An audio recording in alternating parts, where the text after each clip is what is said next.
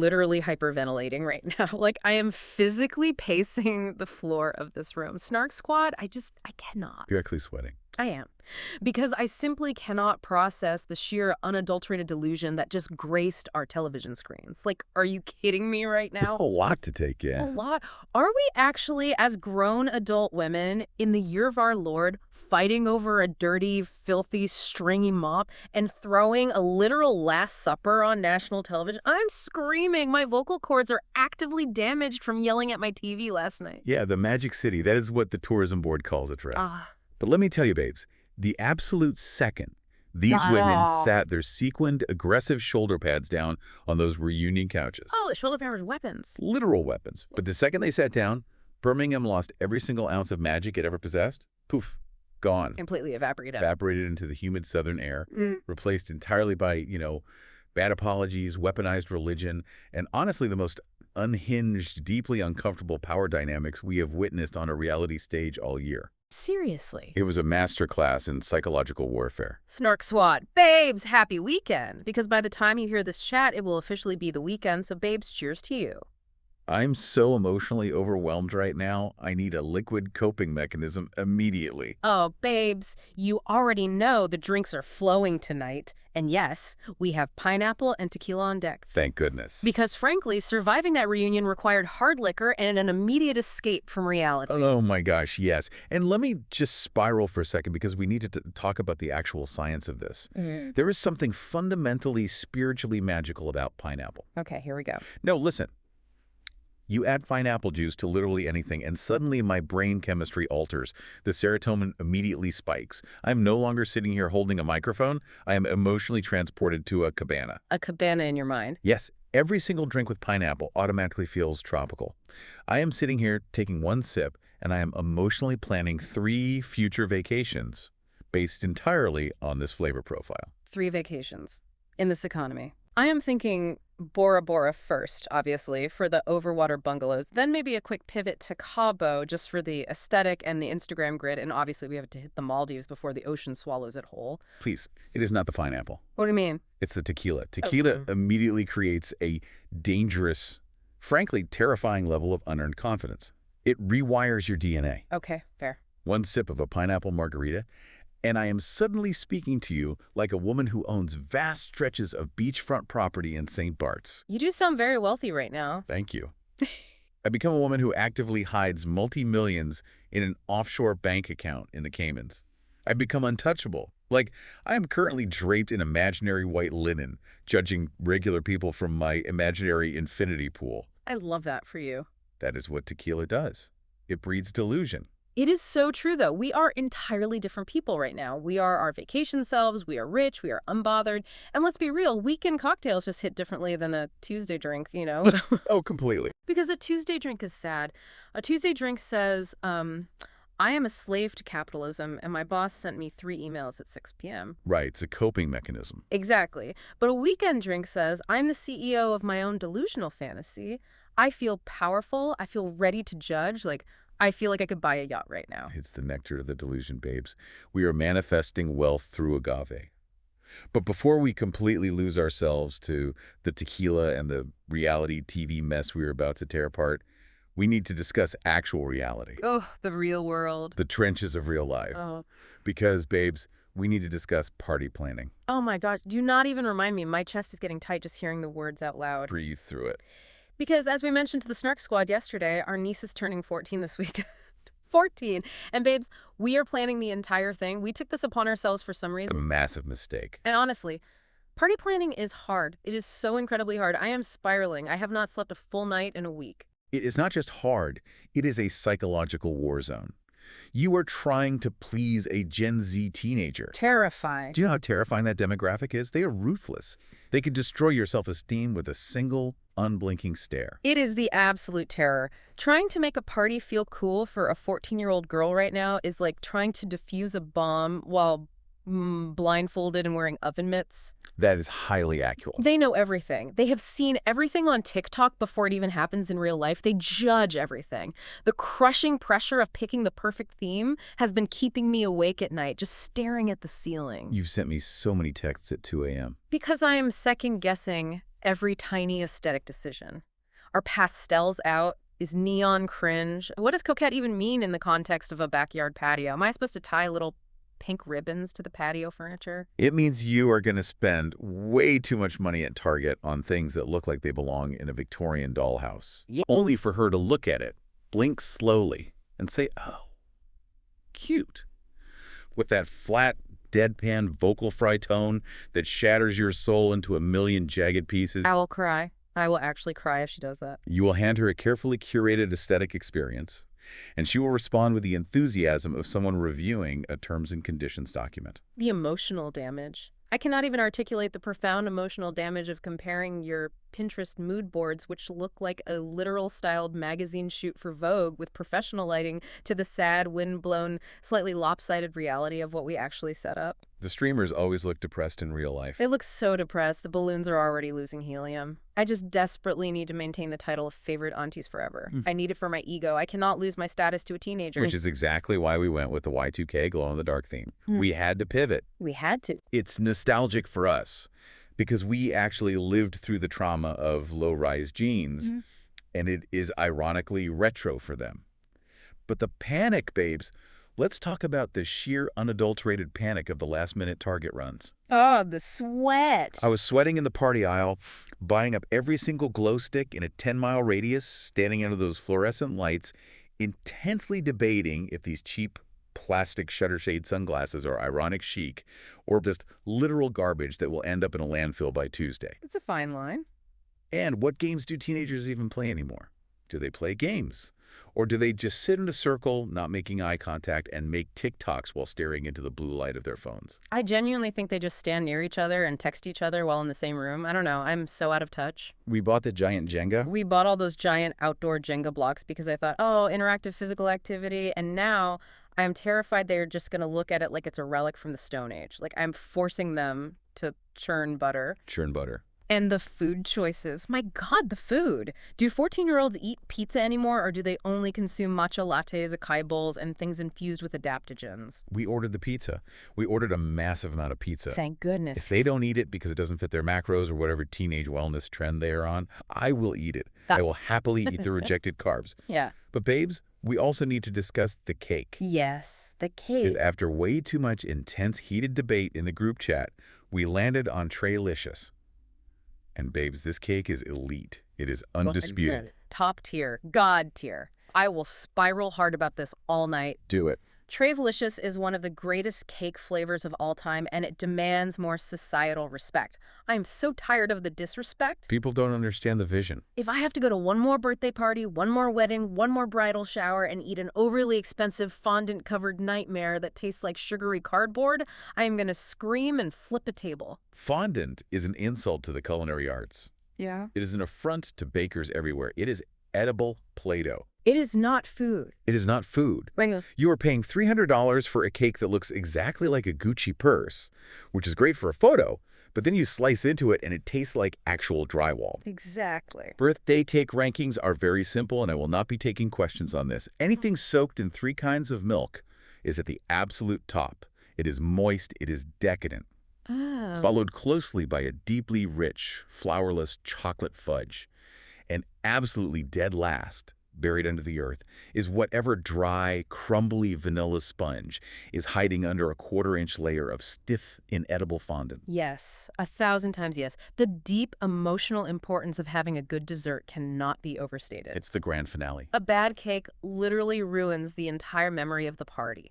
You could have a great time, but if the cake is dry, that is all you remember. When you bite into a proper Traylicious, it is a spiritual experience. It is an actual dessert, not just a structural prop for Instagram. Exactly. We are feeding their souls tonight, not their social media grids. They can put a filter on the Traylicious if they want to. Now, on to the gift. Oh, the gift. Because we really outdid ourselves here, or at least we were deeply deluded into thinking we did. We got her a giant, massive collection of Nidos. Oh my gosh, the gift spiral. Teen trends are so incredibly confusing to me right now. Last month it was giant water bottles. This month it's skincare that burns their retinas. Acid peels for children. Right?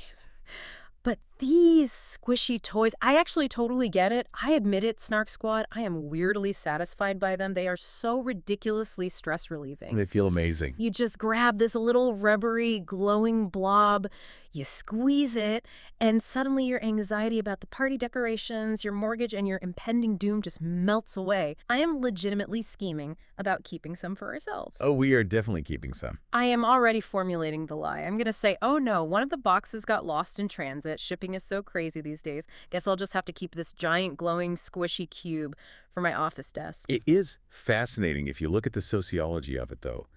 Every single generation has a random, completely inexplicable toy obsession that makes zero logical sense to the adults. Oh, absolutely. For us, it was Tamagotchis.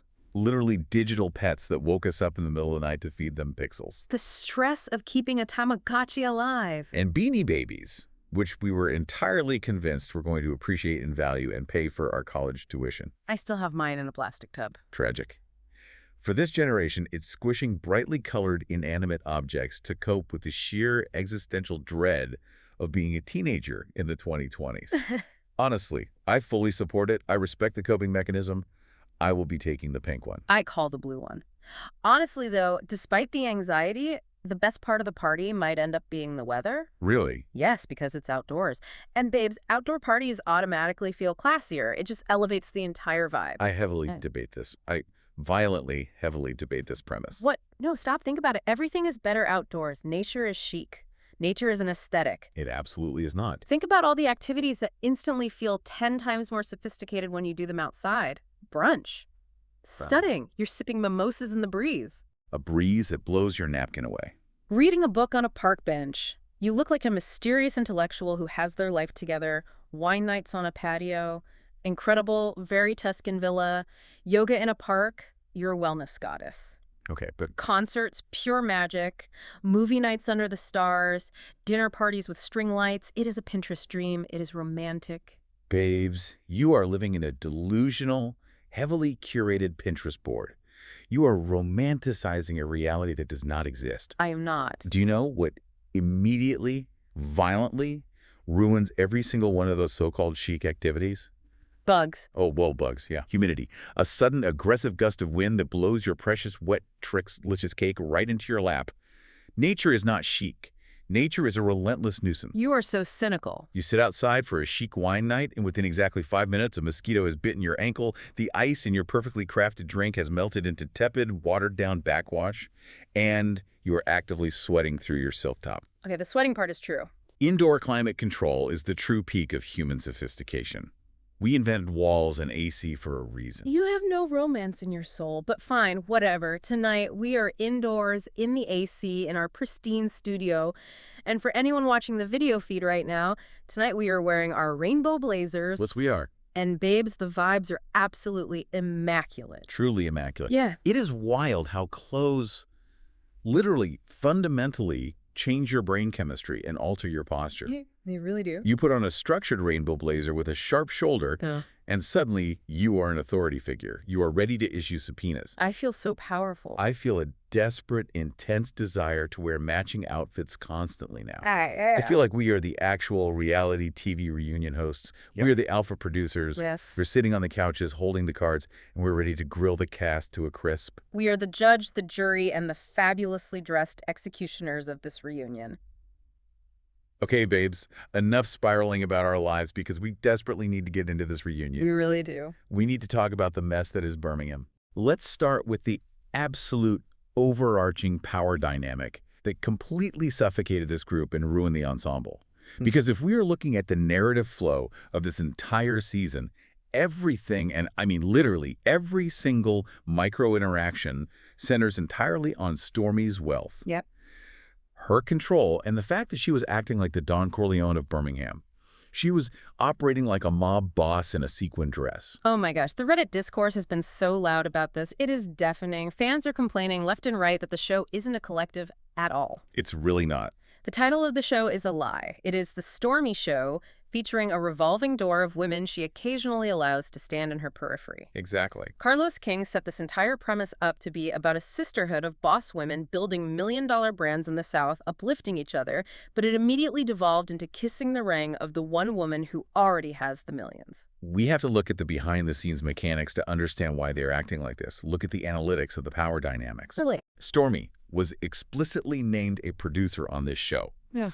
That completely skewed everything. It corrupted the entire experiment. It changes everything. When one cast member signs the checks, or at least has a direct hand in the production, the casting, and the editing narrative, the other women have exactly two choices for survival. Right. You either kiss her ring, stroke her ego, and become a compliant minion to secure your screen time, or you violently, loudly fight her to force yourself into the main storyline.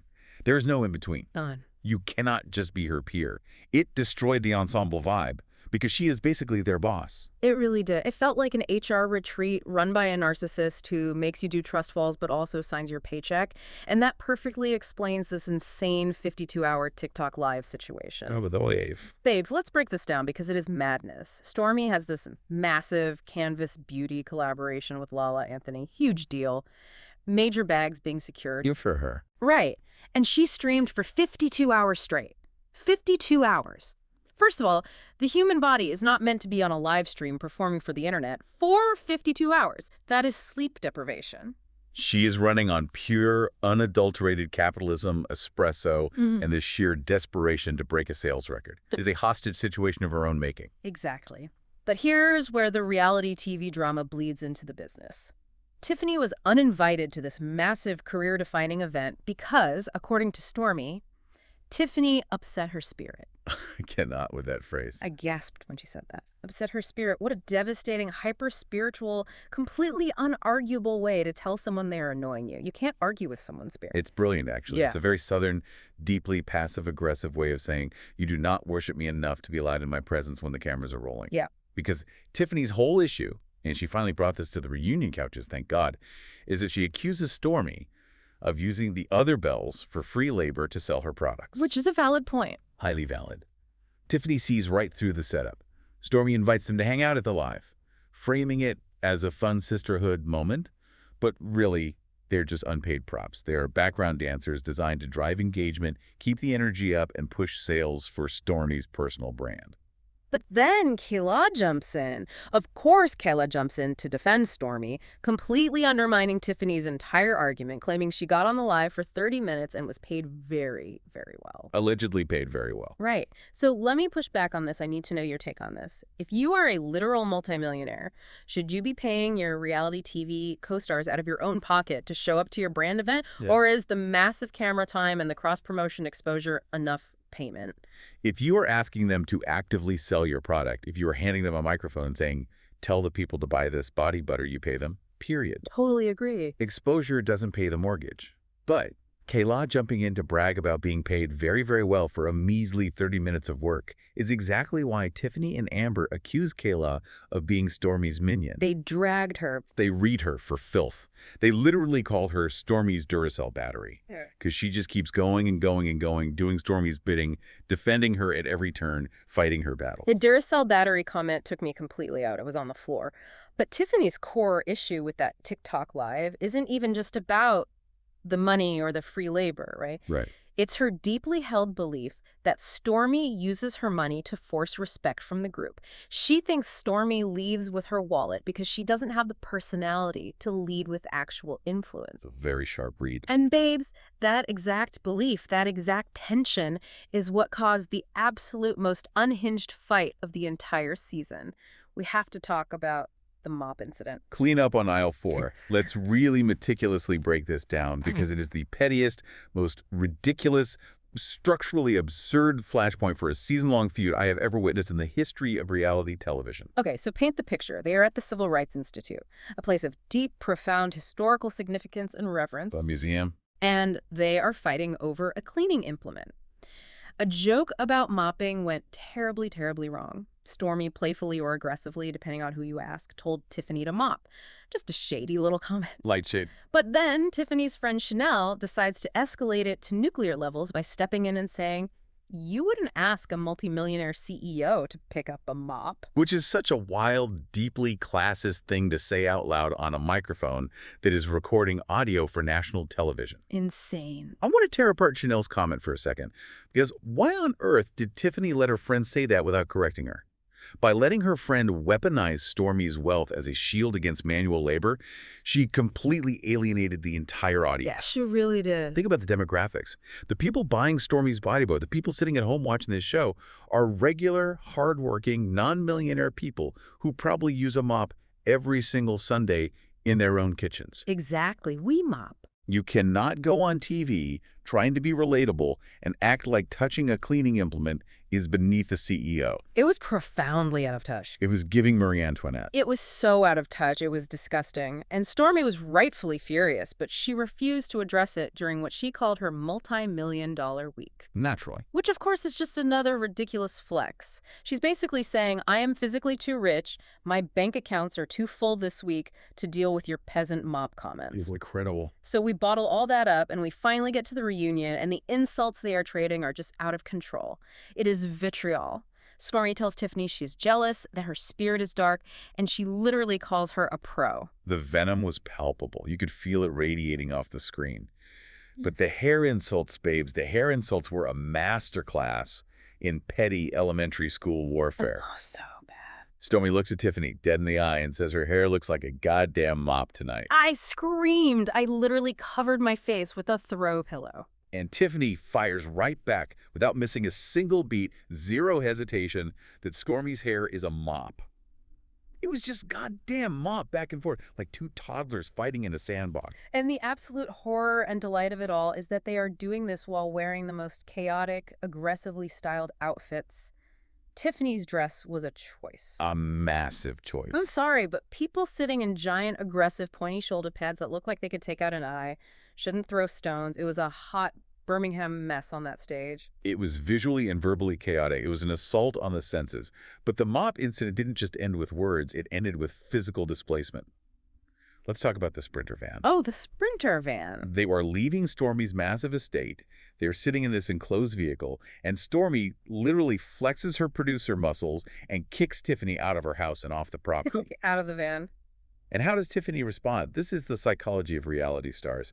She laughs right in Stormi's face, grabs her bag, pretends she's just voluntarily moving seats, and claims she's claustrophobic. Claustrophobic. In a giant, customized, luxury Sprinter van with a raised roof. The lies. Tiffaney was not going to give Stormi the satisfaction of looking hurt or looking like she was just kicked out of the Cool Kids Club. She was like, oh, I'm not being evicted from your presence by force. The air in here is just a little tight for my liking. I need to stretch my legs. The delusion is so thick you could slice it with a cake knife. A trelicious cake knife. But look at the narrative through line here. Don't lose the plot. Because Stormi was accused of being above serving because of the mop incident, because her friend made that horrific comment that a CEO shouldn't mop there. Stormi felt this desperate, all-consuming need to prove to the cameras and to the audience that she was a servant leader. Oh my gosh, yes. She had to fix her PR. Yeah. Her execution of this PR fix caused a literal holy war. It really did. Oh my gosh, I cannot believe we were talking about it. Stormi decides to host a dinner party, but not just any dinner party. She doesn't just hire a chef and pour some wine. She hosts a Last Supper-themed dinner to make peace. And she offers to physically wash the women's feet, mimicking Jesus Christ, babes. My jaw detached from my skull and hit the floor. It is the most heavy-handed, deeply uncomfortable, obviously heavily produced reality TV stunt I have ever seen in my life. It borders on parody. It was absurd. You are fighting over a dirty mop, and your solution to bridge the divide is biblical foot washing. Are we in a church, or are we on Bravo? Right. And Tiffaney, who we have to remember is a pastor's kid, absolutely loses her mind. She flat out refuses to participate. Yeah, she should. She calls it a mockery of God. She says it is straight up blasphemous to compare their petty, toxic reality TV drama to the Last Supper of Christ. And I have to ask you, because I am torn on this. What? Do we think Stormi was genuinely, sincerely trying to relate to Tiffaney's faith to build a bridge? Or was this just a shady, meticulously produced TV stunt to make Tiffaney look like the bad guy when she inevitably rejected it? It was 100% a produced TV stunt. Do not be naive. Stormi is a smart, calculated businesswoman.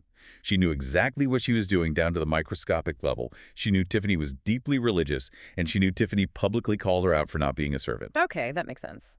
So she sets up the ultimate, most unrejectable act of service, washing their feet, knowing that Tiffaney would be backed into a corner. Tiffaney would either have to submit to Stormi washing her feet, which is a massive, humiliating power play for Stormi, Right. or reject the olive branch and look like an ungrateful, stubborn villain on camera. It was a checkmate move. But it backfired because the audience agreed with Tiffaney that it felt sacrilegious and weird. It was a total trap, a setup. But honestly, the absolute best part of the entire foot washing fiasco wasn't even the intense religious debate. It was Funmi. Funny. Funmi, our first Nigerian belle, our queen of aesthetics, also refuses the foot washing, but for a completely different, incredible reason. The best reason. She sits down in her confessional, looks dead into the lens, and tells the cameras that she just got a fresh, expensive manicure and pedicure, and there was absolutely no way on earth she was letting Stormi touch her freshly painted toes. I had to stand up in my living room and physically applaud. Me too. I applaud Funmi's unabashed, unapologetic, utterly selfish, bougie energy. She didn't care about the biblical implications. She didn't care about the optics of the sisterhood. She cared about her aesthetic and her time. Priorities. She was not about to let someone ruin a $100 spa treatment for a contrived reality TV moment. That is knowing your worth. That is boundary setting. I loved it so much. It was so real. Okay, so while Stormi and Tiffaney are fighting over God, blasphemy, and mocks, we have to transition to the other side of the reunion couch. Yeah, the dark side of the couch. Because the energy over there was just as dark. Kayla and Amber were fighting a brutal, relentless war in the Instagram comments, and it ended up exposing some really deep real-life trauma that actually made me really sad. Carlos King brings up Kayla's controversial age gap marriage. And the details, when you lay them out chronologically, are staggering. It is a tough listen. It really was. She met her ex-husband when she was 17 years old, a child. She married him exactly 11 days after she turned 18, and she had a baby 6 months later. Babes, I was spiraling during this segment. I was so emotional. I was pacing. It's incredibly heavy. Kayla was completely robbed of her 20s. She was robbed of her entire youth. She never got to go to college, make stupid mistakes, figure out who she was outside of being a wife and a mother to a man who basically groomed her from high school. Exactly. And the most heartbreaking part, the part that made me want to scream at the television, is that now, at 35 years old, she is dating a man named Jason, who is 17 years older than her. Repeating the cycle. She is repeating the exact same pattern because she told Carlos she thinks women her own age can't relate to her life experience. It is textbook, undeniable trauma repetition. She was conditioned from a highly vulnerable age to seek out older men because that is the power dynamic she was introduced to when her brain was literally still developing. It was so sad. When Carlos pointed out that 35-year-old women actually do have life experience, they have mortgages, they have divorces, they have kids, Callow looked genuinely confused. She really did. She was baffled. It's sad, yes, but it also perfectly explains a lot of her toxic behavior in the group. Yeah. She acts defensively and sneakily because she has never operated in a healthy peer-to-peer female dynamic. Right. She's always operated in a dynamic where an older, powerful figure is calling the shots, which is exactly why she attached herself so firmly to Stormi. Stormi is just another older, powerful figure to protect her. That makes so much sense. It is so sad. But that defensiveness came out in a really messy, unforgivable way on social media. We have to talk about the opposite situation. The Instagram comments. Amber is furious, and rightfully so, because Kella went onto an Instagram photo of Amber's niece, a literal innocent child, and commented, "Who gonna fight my ops?" For anyone not fluent in internet slang, ops means opposition, enemies, people you are actively at war with. Right. Killa was essentially rallying her followers, asking who was going to fight her enemies on the cast, and she chose to place this call to arms in the comment section of a family photo featuring a minor. Unbelievable. Amber rightfully calls her out, saying Killa throws rocks and hides her hands. She stirs the pot online and then plays the victim in person. And Funmi actually tried to pull Kayla aside and warn her about this. She did. Funmi tried to have a real sisterhood moment and explain the extreme danger of parasocial relationships. She was like, "Listen to me, these fans do not know you, but they think they do. And if you joke about fighting your ops, these fans will actually pull up in real life, find us at a grocery store, and try to physically fight your co-stars." That's true. It is 2026. People are completely unhinged. You cannot weaponize a reality TV fan base like that. Exactly. It crosses a line from TV drama to real-world danger. But Kayla deflected. She batted her eyelashes and tried to play innocent. Classic Kayla. But the real gag, the absolute piece de resistance of this entire Kayla and Amber feud was the fake friendship receipts. Oh my gosh, the receipts. Amber has spent the entire season on her high horse, claiming Kayla ignored her at a red carpet event, acting like they barely knew each other, and Kayla was just a snob who refused to say hello. And then Kayla pulls out the phone. She reaches into her sequin dress, pulls out the phone, and brings the receipts. On the couch. She shows Carlos and the entire viewing world that she and Amber were literally friends in the DMs before filming even started. They were chatting, they were cool, and get this, Kayla reveals that just a few days prior to the reunion, Amber hugged her and gave her a piece of cake at a cast party. A piece of cake. The utter specificity of the cake offering is what kills me. Amber gets caught completely, undeniably red-handed. Totally. Amber claims she doesn't pick sides and is a woman of grace, but she is fully 100% acting for the cameras here to secure her spot on the show for season 2. You think so? Oh, absolutely. She manufactured a fake beef with Kayla because she knew Kayla was a weak link in the group dynamic, and Amber desperately needed a storyline that didn't involve challenging Stormi, because she knows Stormi would crush her. Oh, she's totally performing. She's a fraud. Which brings us to the individual lives, because Amber and Fummy are acting out in the group, but their personal lives outside of the show are a whole different level of chaotic. They really are. Let's talk about Amber's 23 eggs. Amber reveals she just went through the grueling process and had 23 eggs retrieved. Huge accomplishment. Physically taxing. So taxing. But she tells Carlos she loves being single, she loves her life, and her biggest fear is a man coming into her life and wrecking her peace. I felt that in my soul. I want to validate Amber right now. I want to start a fan club for her. Sign me up. Why does society, and specifically Carlos King in this moment, pressure women to ruin their perfectly curated, peaceful, clean, organized lives just to have a man in the house who will probably leave his socks on the floor? Because patriarchy. Amber is a CFO. She has her life together. Her house is spotless. Her money is right.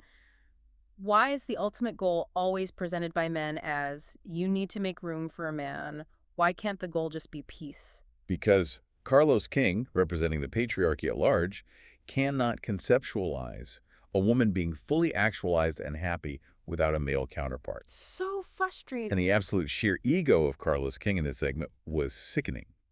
He turns to Tiffaney, whose husband is actively deciding whether or not to get a vasectomy because Tiffaney desperately wants more kids, but her husband explicitly doesn't. Right, huge marital issue. And Carlos literally tells her to make room and have 10 kids like his parents did, just so there can be another Carlos. I wanted to throw my pineapple tequila at the screen. I was enraged. The audacity. It's gross. Telling a woman to convince her husband to skip a medical procedure, to force a child on a man who doesn't want one, just to spawn more reality TV producers into the world. It was wild. It was so gross and dismissive of her actual marital struggles. It was deeply inappropriate. But speaking of wild, unhinged behavior, we have to talk about Funme's financial delusion.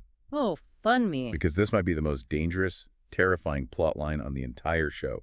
Funme is casually house hunting for a $2.6 million mansion. A $2.6 million mansion with huge columns. And Carlos asks her, very simply, a basic adult question. Do you know what your mortgage is? Do you pay the bills? And what does she say? And she just smiles, a vacant, beautiful smile, and says no. She has absolutely no idea. She says her husband Sam gives her an allowance like a child, which she immediately blows in 1 week on designer bags and hair extensions. 1 week. And then she just blindly swipes the American Express card for whatever else she wants for the rest of the month. Babes, let's look at the history of Bravo and reality TV. Why is it always the people with absolutely zero financial literacy who are looking at the multi-million-dollar mansions on camera? It is terrifying. It is a massive, flashing neon red flag. I am looking at the screen, spiraling, thinking, I am watching the prequel to a bankruptcy documentary on Hulu. 100%. You cannot blindly swipe an Amex when you don't even know what the baseline mortgage of your current house is.